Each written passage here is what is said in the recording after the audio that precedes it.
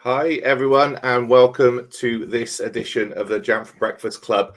Today we are going to be talking about choosing the right tech for the modern classroom. And I am so happy to be joined by two fantastic guests today and friends, because we're all part of the ADE community as well.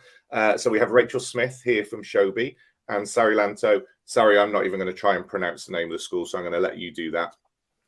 But Rachel, why don't I throw it over to you first? Just tell us a little bit about yourself and what you do at Showbie. Morning, Matt. It is super early, but I'll try and get this bit right at the very least. My name's Rachel Smith, as Matt said. I am a learning specialist at Showbie, and I basically help our customers get the best out of their iPads through the use of Showbie. Prior to being at Showbie, I was a secondary school teacher, a high school teacher. I taught French and German and Spanish for 23 years, and then I came out of the classroom about a year ago to move into this job. So yeah, that's pretty much it, really. I would say that I am, like Matt, an Apple Distinguished Educator and an Apple Professional Learning Specialist too. So there we go. Great. And Sari, over to you. Well, good morning, everyone. So my name is Sari Lantto, and I work in Ylitornion Yhteiskoulun, Lukio, which basically is Ylitornion Upper Secondary School. And our school is situated here in Lapland, near the Arctic Circle. I've been working here as a principal for the past 21 years, I think. I am a teacher as well. Like Rachel, I'll teach Swedish. I'm a language teacher originally, and I still teach. And I am an ADE year 2015. Our school is an Apple Distinguished School. We got the recognition last September 21, and we've been working with iPad since 2013, I think. It's so long ago we started, I can't even remember, but 10 years ago. We've been working in a digital learning environment for the past 10 years. So yeah, we are a private school, but not in a way that private schools are in the world. Only the administration is private. But this is a very, very small school. We have about 40 students at the moment. Fantastic. So you've been using technology for a long time, right? So in terms of, we're talking today about using the right technology. I know from talking to you in the past, you've been using things like Jamf and Showbie since 2013. You started out on Jamf Pro though, so I'm quite interested in why you moved across to Jamf School. Was there any reason that kind of prompted that change at all? Well, I think when they introduced Jamf School in Finland, our reseller contacted us and said that it would be wise for us to change, because Jamf School, the interface is easier to use and it's like targeted to schools. So I trusted their advice and we changed that. Yeah, that's basically the reason. And then I guess, like, to the same, why Showbie then? Like, introduce, like, and I'm sure Rachel will talk more to this afterwards, but what Showbie got for you? Well, I was introduced to Showbie like accidentally. I met a person in a educational event in Rovaniemi here in Lapland, and he was talking about Showbie. This must have been 2013 or early 2014. And we decided to try that and fell in love with the app, if you can say that. And ever since we've been using it, we have never tried any other digital classroom because we've been so happy with it. So there hasn't been any need to try anything else because it works seamlessly and perfectly in a one-to-one iPad environment like ours. Perfect. Okay, let's delve into that a little bit more then. So how do Jamf and Showbie support your educators? So you've got, like you said, a small setup, you teach yourself, so you can talk about this from first hand, but also like what your staff do.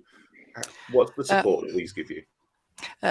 When we started with Jamf School, we had a training, like a one-day training session. So I was taught how to manage the app at school because I'm not a technical person. I don't have any ICT background.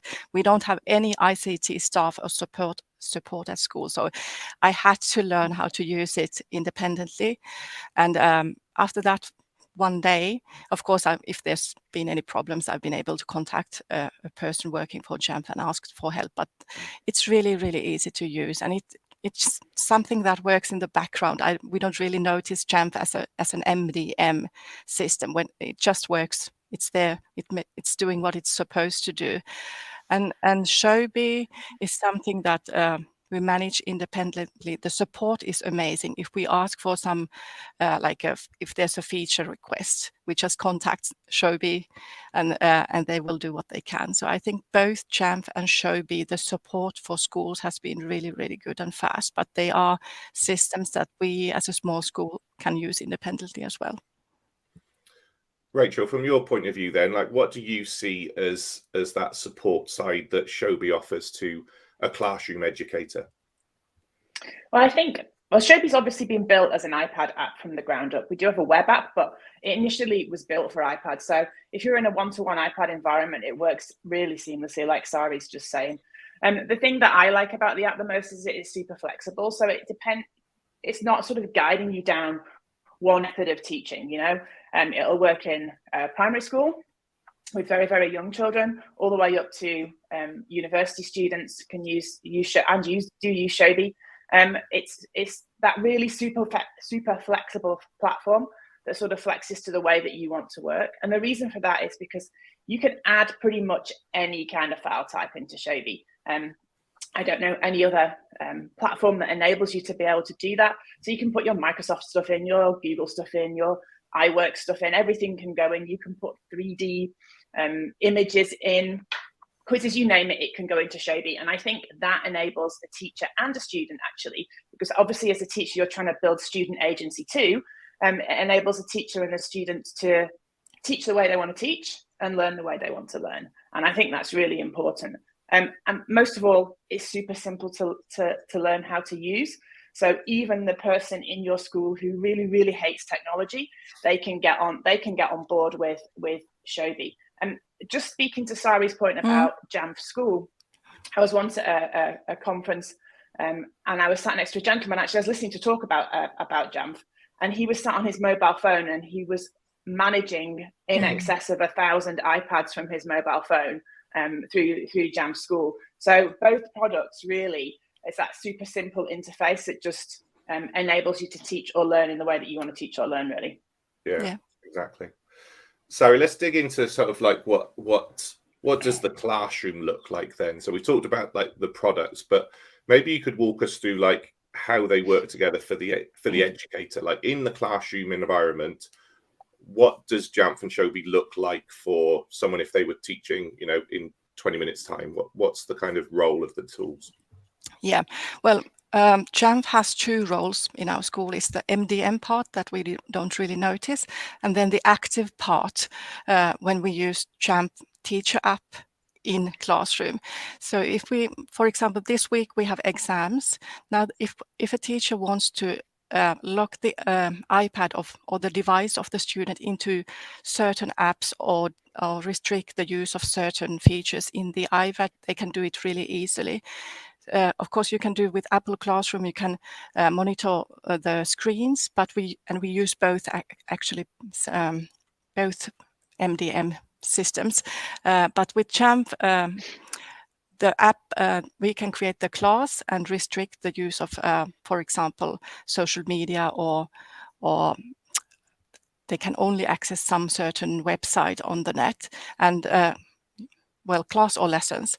And if they don't want to restrict anything, they can guide our students during the lesson. If it's not an exam, they don't necessarily need to lock the devices into certain apps or certain functions, but they can redirect and guide the work in the classroom. So we use Jamf Teacher app actively, and the Jamf School is something that works in the background, if I can explain it in a way that makes sense. No, that makes perfect sense, yeah. And then in terms of, I know when we were speaking the other day, you talked about like being able to remotely do things like, you know, we've gone through a pandemic and people have been at home. So has that kind of changed your work practice in terms of being able to manage things when you're not necessarily in the building all the time? Yeah, of course, because I can, as Rachel said, I can manage the system with my mobile phone if I want to. if let's say the teacher has forgotten to release the restrictions, or that the system has this backup system that is done automatically, but if something happens to a student device or there are problems, I could just log into Jamf School at home or wherever I am and fix the problem. Yeah, so it's really easy. I think that Jamf School just provides confidence for teachers, doesn't it, Matt? I mean, it's that thing where you know that you can put the stuff into your lesson, that apps that you're going to use, you can restrict the. Oh, we've lost Rachel a second. But yeah, I think like that she's picking up. It's that I know from working like prior to being at Jamf, working with future teachers, and there's the confidence level, and you'll see this amongst your staff. Like some people are like, I love using technology, and then there's other people that are, you know, I've never really used technology in my own life, let alone in the classroom. And sometimes things like, you know, having tools like Jamf Teacher, having tools like Showbie, because they are simple and they give you the kind of empowerment to be able to do the things you want to do, it can make that kind of process a little bit simpler. So that's always beneficial. Yeah, and what I love is the feature of that we can actually, if we don't have that many exams, because we do a lot of formative assessment, but when we do an exam, and often I get like a question, well, if you are working in an iPad environment, how do you make sure the students stay in the exam environment? Because many schools in Finland use another system, a national system, where you have to like boot a USB boot a computer to access a digital exam environment, but we don't need to do that, because I can do that with Jamf. I don't have to do any like preparations before. I can do it like tap tap tap and it's done. So that's really easy. The students can, if they are allowed to use, for example, Pages Showbie or Numbers Showbie and a CAS like calculator, we can lock them into those apps and make sure that they have all the apps they need during the exam, but still it's somehow like monitored or supervised. And that's super simple and easy to do. It takes us maybe 10 seconds to do. Yeah. So it's a lot faster than this other system that most schools in Finland use. Yeah, and that kind of saving teacher time is like is a big talking point globally, right? Everybody's talking about teachers and workload. So I guess that kind of brings us onto the Showbie side, right? Because lots of the things that you guys do with Showbie is around saving teacher time, you know, ultimately those sorts of things.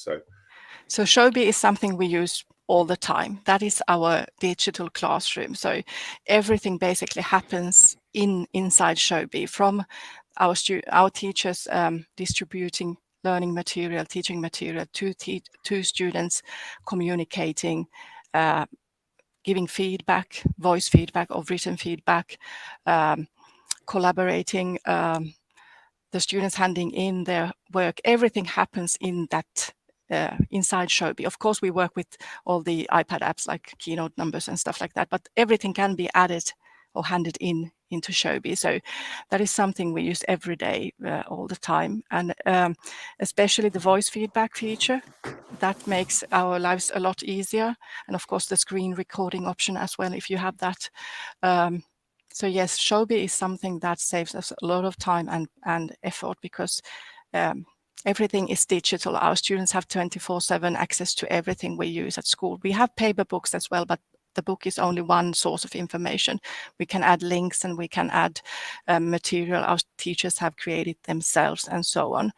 And then we use Showbie also in administration. So we create a folder for all the projects and all the agendas and everything that happens in school, because we have teachers who are not in this school building every day. So they need to be kept up to date as well. And that is when they have everything in Showbie, it's easy to like access administrative papers as well. So it's like two ways we use it, in teaching and learning and in administration. It sort of brings the whole of your school community together to Showbie. Exactly. So it's like you've got I think people think of it as a very teacher-led app, but of course it's got the ability to have parents within that app. So parents can join Showbie too. And they can actually, if the school allows it, they could see everything that their child can see. So they can see all of their child's work, all of their child's feedback, all of the due dates, everything. They can see the whole lot in a read-only format, of course. But also you can create groups within Showbie, which is what Sari's alluding to in terms of administration. So you could have a virtual staff room, for example, hey, it's my birthday, there's cake in the staff room, don't forget to come and grab a piece at break, that kind of idea. But all the way down to like putting your meeting notes and your agendas and everything in a group. Equally, if you're maybe going out on a school trip, you can make a group for your parents to say, don't forget to bring your packed lunch, we're meeting at 9 o'clock, all of those things. So you can actually bring the whole of your school community together. And when Sari's talking about the students handing their work in, you can obviously distribute that work if you wanted to through a group so that they actually have that real world audience too. So that goes all the way back to that flexibility of Showbie. It's so much more than just handing your work in and getting it marked. It brings the whole of that community together, which is a massive time saver as well. You're not having to sort of monitor lots and lots of different systems. It's all in one system. And as Sari was talking about the feedback and assessment element of Showbie, it's a voice feedback. So you get 30 minutes per voice feedback. I don't quite know why you want to record for 30 minutes, but maybe you do. And also you have like the ability to quickly flick through your class. So within Showbie, you can flick to the next kid and it will open up at the right page, the same page that you were marking for the previous child. You can quickly mark it, add your voice feedback, give all that really kind of sort of personal touch. I mean, sometimes I think people think of technology as being very hard and very impersonal, just like, oh, the kids just hand the stuff in and you do something with it and then you hand it back. But actually within Showbie, you can give that personal touch. Matt might not be the greatest at maths, okay? But he's had a go. And so maybe sorry, Matt, I pick on something that's actually true? No, that's fine. And so maybe I can use my voice to still be encouraging to Matt, even though his work may not be, wildly brilliant in the terms of, maths excellence, but I still have that sort of that ability to use my voice and be sensitive to Matt and the work that he's handed in. And I can add that sort of personal touch, which you can't do if all you're doing is having that transactional effect where you hand it in, I do something to it, I hand it back to you. And the beauty of Showbie, and I'm sure Sari will talk to this in a minute, is that the kids can actually add the voice notes as well. So, I can send Matt a voice note as my student, and he can actually send one back. Oh, thanks, Mrs. Smith. Yeah, I completely get that now. I'm going to have a go at correcting it. And he can hand his next iteration in, and so it goes on. So, it's a very friendly, very personal app, I think, and it helps to bring that whole school community together under one umbrella. Yeah, that's true. And it's so when we talk about personalized learning, I love the ability that I can differentiate within the class. I can send certain material to certain students. So if I see that someone is in need of more support, I can help him by targeting my material directly to that person instead of sharing all the material with everyone. And then about voice feedback, of course, when they if they hand in a text, I mark it first and then I add on top of that my voice feedback. And I always say that my pen is like the feedback and my voice is the feed forward, because I try to support my students, tell what they did well and talk through my markings. Because if I only had the pen, it's not even necessary that there can be students who don't really understand what I mean when I put my marks on their work. But when I talk through my marks and maybe tell what was good and what they could maybe improve, that's more personal and they understand me better. And I can always add something like casual in my voice notes as well, so it becomes even more personal. If they hand in a podcast or a video or a project work that is not written text, which we do a lot, that is also great that I can then give similar type of feedback. I can give my voice feedback to them. So if they talk to me, I can give my feedback as voice as well. So it allows so many ways of working, like in a personalized way. Yeah, and what I love hearing about all of that setup is that both of the tools that we're talking about are giving teachers that confidence, but are also giving students that kind of empowerment as well. And to your point, Rachel, and sorry, what you spoke to there, that personalized touch that technology has always kind of been looked at as not having, but actually when you talk about it in that way, that's more personal than writing in a book, right? That's because you can have that extra layer on top. And I love how you kind of said your voice is the feed forward, that kind of, personal, emotional nudge to sort of say, now let's do this next. And I love that kind of aspect of things. Yeah. So, Go on. No, go on. No, I was just thinking about the process. It allows the like a process working. It's not just that they hand in something and I give a grade and that's that.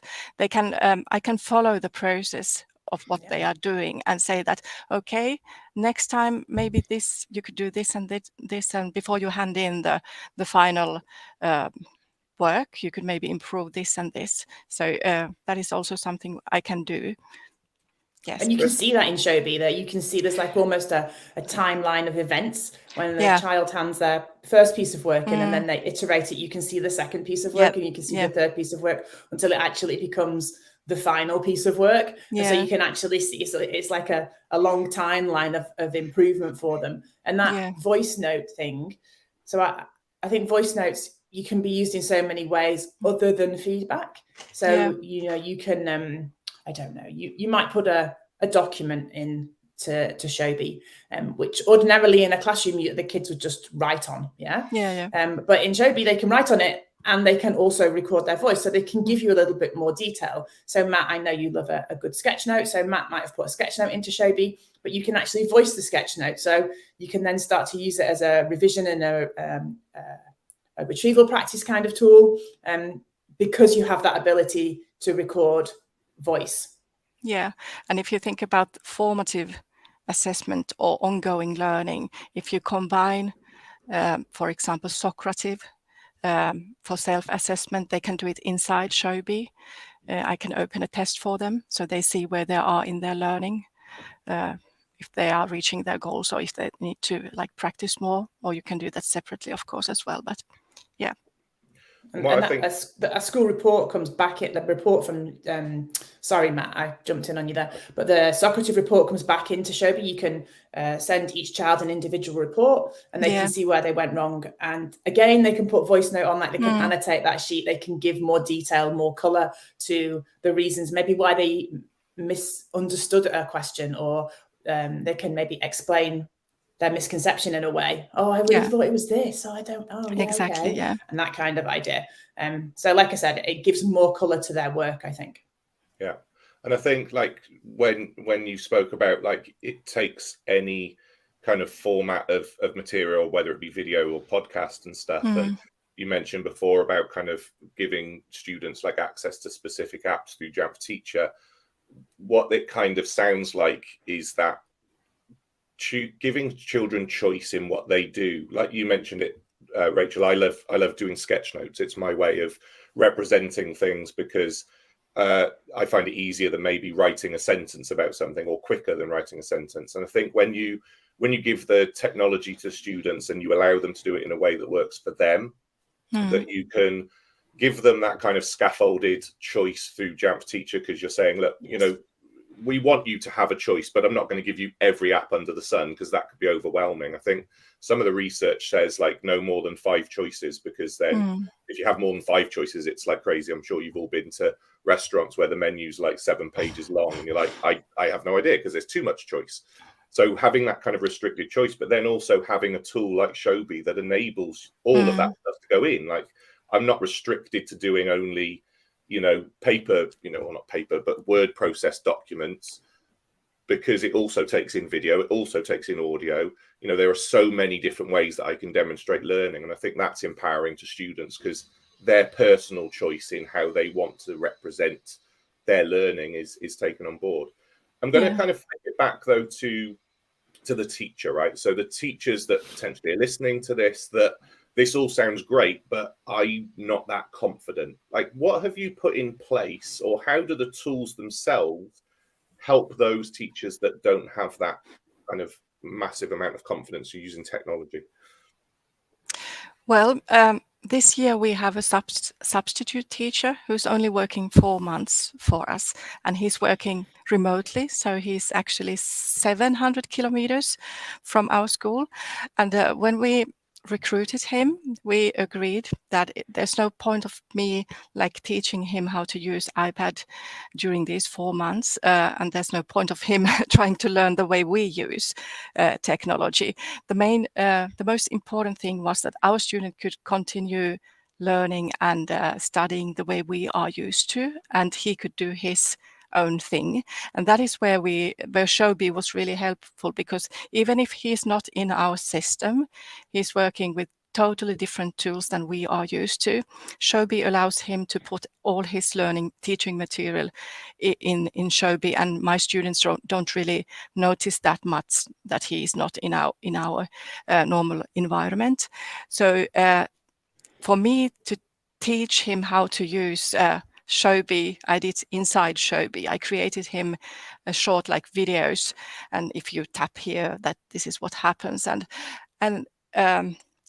I don't know, it was a lot easier than you could imagine. Like, it took him a couple of lessons to understand how to work. But now this is actually, next week is his last day with us, and we haven't really had any problems. So he's been teaching our students remotely and with Showbie, and it's everything has worked well. So I think effectively 2 menus in Showbie, isn't there? There's like a spanner and then there's a plus sign, and that's it. That's it. And lock and release and do stuff, and so easy. And to give feedback with his own device at his home. So Showbie is something that anyone can learn to use really easily. And Jamf School is, of course, like, I'm the administrator who uses it, but the Jamf Teacher app is really, really easy to use as a teacher. There are classes and there are lessons. We mainly use classes, but of course you can also create a lesson. And there are excellent like guide books online that you can read. But what we have done is that we have created, of course, we have had workshops. Maybe we have sat together and looked at the functions from the teachers and the students' point of view, but we haven't used much time for learning these 2 environments. And so as I said, we don't have any IT support. Everything we use has to be easy to use. I think when you're asking teachers, sorry, Matt, go on. I was just going to say, do you find with teachers when they're like first introduced to iPad that they do worry about like the students knowing more than them, and students having kind of better understanding of using the tools? Does that put them off? And no, on the contrary. On the contrary, because I don't know if it's a Finnish way of thinking about you as a teacher. In our school, of course, because we have been working with this system so long, and almost all our teachers have been working in this school for the whole time, we very seldom have any like new teachers entering our school. But even the new ones, I always say, don't worry about you having to be like the perfect user of iPad. Our students can help you. They know what to do. And as long as you can this helps you to teach and deliver your classes, and it makes your life easier as a teacher. It's enough in the beginning. And what they need to know is what students are able to do with the device. And our students we all have a 38-hour course for our students in the beginning of their studies. So they are the experts and help the teachers. So no, on the contrary, they feel more secure because they know the students know what to do and they can always help them. I love that. I love the fact that it kind of flips it on its head of, it's okay that the students know how to use them. Your job is to kind of focus on how you can teach with it and how they can learn with it, not teaching them how to use it. Like, that's a whole other thing. I think sometimes that holds people back because they think they're the IT teacher as well as teaching every other the subject that they might be delivering. So of course, if you do this for 10 years, you are quite good as a teacher as well. But let's see, I'm a language teacher. Do I need to know how to use numbers perfectly? Maybe not. But if my students know how to use it in maths, that's enough. But yeah. I think when you're asking people to change the way that they teach, maybe by putting an iPad in their hand, I think it makes people nervous. I think it does make teachers nervous. And I think that's where Jamf Teacher really, really can help and support, because they have the confidence that they, let's face it, most teachers are control freaks, Matt, right? Okay. And we just want to be in control. And when you've got 30 teenagers in front of you, that's exactly what, or 35-year-olds in front of you, which I think is possibly even worse. You just want to be in control. And I think Jamf just allows that. It allows you to have that little bit of feeling of control. And as you were saying before, it's not totally controlling the way that the kids work, because you can still give them options within that, but you can't give them all the options, and they can't go racing off around the internet or doing whatever you would rather they weren't. And when you have Jamf Teacher, it just makes you feel like, okay, when I walk into this class, I can deliver this. I can deliver this lesson because effectively Jamf Teacher's got my back. Yeah, and I know when, again, working with future teachers, their biggest concern was students being able to just kind of go anywhere. And they want to give students choice. And, a big thing that we've been doing in Wales is around student choice and around creativity and creative learning. And of course, creative learning isn't necessarily about saying we all do it the same way. It's about that choice and opportunity. And I think when you've got a tool that enables you to both explore the options you have without that, like we said, the menu of 7 pages long, I think that's a really, really powerful tool. And as soon as teachers are then confident to know that, students are kind of always going to be on track, because we've got this scaffolded kind of focused approach to what they can do, then the teachers relax a little bit, and then they kind of start to enjoy those things. So I think it's a great example that you're sort of talking to, Sari, in terms of how you've got this set up that, students obviously thrive and do really well. You've got the tools to lock them down should you need to, like you said, for assessment, but you've also got that flexibility to open things up to allow them to do things in a range of ways. Anything else that you wanted to kind of share with us around what you're doing? And then we'll look to the chat, see if there's any chat questions come into us as well. I'm ready for questions if there are any. Let's have a jump in and see if anyone's got any questions. If whilst we're just waiting for people to put those into the chat window, Rachel, is there anything else you wanted to add, maybe around the kind of extended scope of Showbie? Like we've talked already about it being that flexible tool. I think one thing for me is, when schools buy into this technology, you can sometimes be blinkered into thinking, well, I've got this piece of technology, it does this, and then I've got this piece of technology and it does this. But actually, you've alluded, and Sari, you've alluded to with Jamf as well, these tools can be used in a very broad way, right? So, you've talked about Showbie, which might be considered to be a classroom feedback and assessment tool, but you've talked about how this has empowered a teacher who's 700 kilometers away. We talk about Jamf that's empowering you to be able to not just manage devices, but to help classroom teaching take place. Rachel, anything you wanted to kind of bring out around that value-added element to things? Tight budgets in schools these days, but we've already talked about how you can really extend the technology you're using to do so much more. Yeah, I think if we look at tight budgets in schools, I am the queen of breaking the photocopier. So if we talk about things like there are unintended consequences of you having an iPad in your hand. Okay, you don't have to queue from 8 till 8:30 for the photocopier, and then when you get there, you realise that there's no toner, so you have to go 3 flights up the floor to find the toner, and so on. That just doesn't exist. You can do things very much on the fly in your lessons. Let's face it, not every lesson is planned to perfection because you just don't have the time. So you can actually say, oh, actually, I've got that worksheet and I'll just pop that in there and the kids can get on with it. So again, that saves you the time. It saves you the money. You don't have to put your paper in your photocopier. You don't have to pay for the print. You don't have to, all of those unintended consequences are there, I think. Of course, there's things like within Showbie, Sari alluded to it, we didn't deal with it too much, but We have a sister app called Socrative, and it's a quizzing app. It's an evaluation app, a testing app, I suppose, in one way, a quizzing app.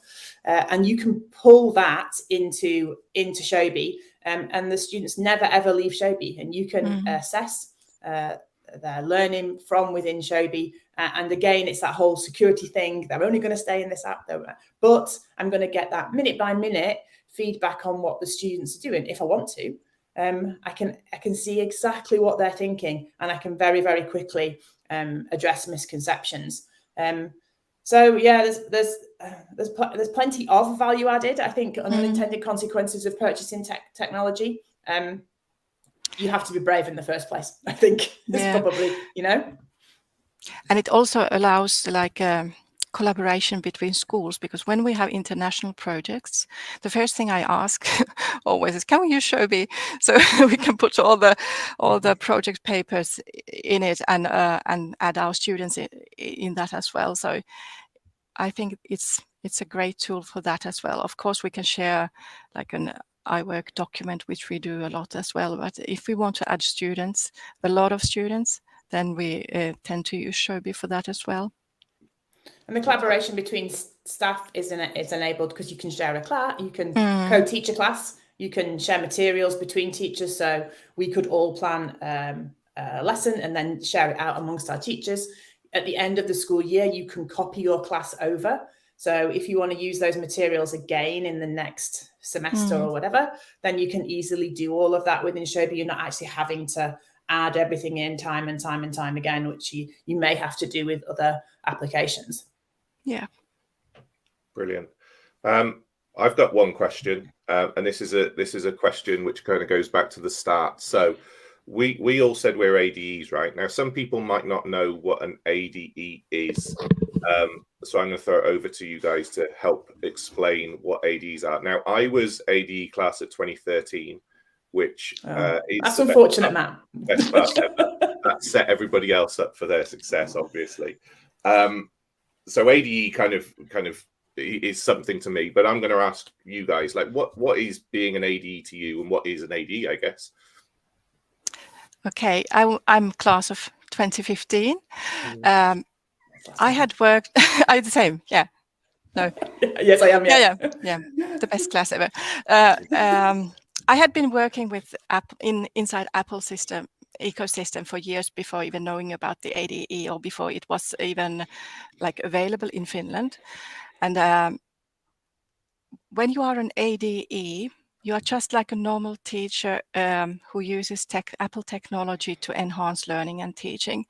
So what I did to apply was just to share my normal teaching and learning, nothing like extra fantastic or something like that, because I think as an ADE we collaborate globally, we help each other, we have a wonderful community and network of other teachers who use technology in teaching and learning, and we maybe help other schools with their digital learning environments. So we work, for me, being an ADE only really means that I've been recognized as a teacher who uses technology in a way that is pedagogically good. So it's we've been able to implement technology into education in a way that enhances teaching and learning. I don't know if I can explain it properly, Rachel. You're better.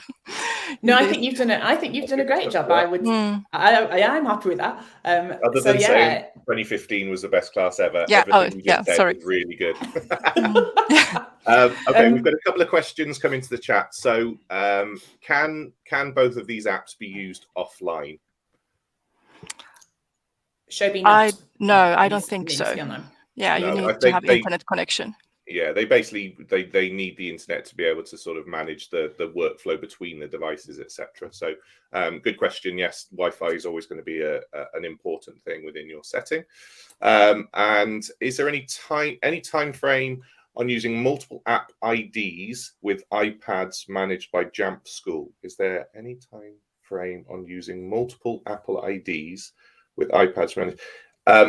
This might be alluding, Martin, I might be wrong, but this might be alluding to the shared iPad model. So shared iPads work absolutely fine within Jamf School, so you can get them set up so you can have multiple users on an individual iPad.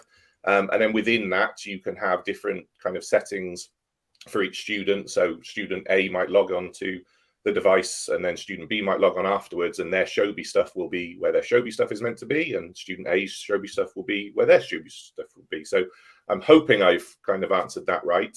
If not, please do reach out to us, and we can get your answer answered in a little bit more detail. Matt, can I just quickly jump in on that? So if you've got shared iPad, actually Showbie works really well because the kids can log in with a QR code. And so you can just print off the QR codes for all their logins. And it works particularly well with younger students. And so they literally just QR code themselves in and out of Showbie. And it makes like a 1 to 2 environment, for example, or even a 1 to 5 environment, just work that much more smoothly. Yeah. And if it's about personal Apple IDs, I have both my personal and my school ID on the same device that is managed by Jamf School. So that's not a problem either. Yeah, brilliant. So we are coming to the end of the session. We have put a feedback survey link in the chat window. We would love to hear more from you and some feedback on any of the sessions. It helps us guide where we're going further forward. I just want to say a huge thank you to you both. It's been great catching up with you. I haven't seen either of you for such a long time with obviously the pandemic. So it's been just lovely to say hi and have a chat. But thank you so much for joining us today. And thanks everybody for tuning in and listening. We'd love to hear from you, like I said, so please do fill in that feedback form and look out for our next Jamf Breakfast Club sessions. We'll email details around those coming soon. Thank you both. Thank you for having me. Thank you so much. Thank you. Thank you. Bye. Bye.